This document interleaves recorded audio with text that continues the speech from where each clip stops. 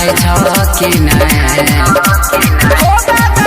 बताबा भोले दानी हम लोटा के जल तोरा झटका तो सही सही जाय छ कि नै बताबा भोले दानी हम लोटा के जल तोरा झटका तो सही सही जाय छ कि नै बताबा भोले दानी हम लोटा के जल तोरा माथा तो सही सही जाय छ कि नै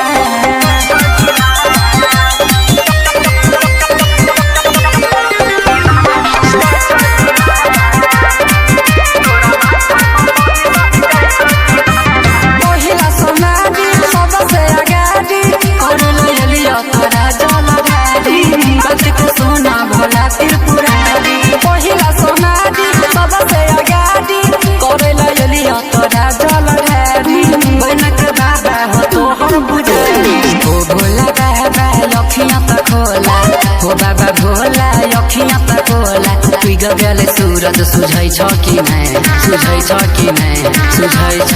कि नै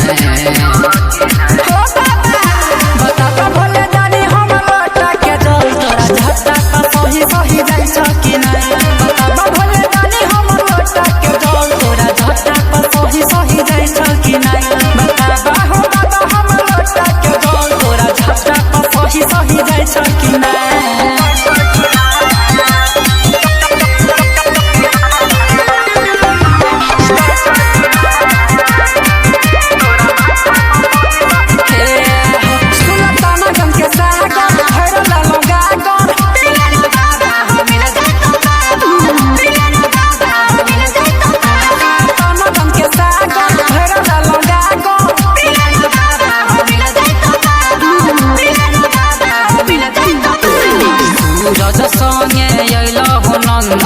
संजीव संगे अयलहु नंदन करैला चंदन सुझै छ कि नै सुझै छ कि नै सुझै छ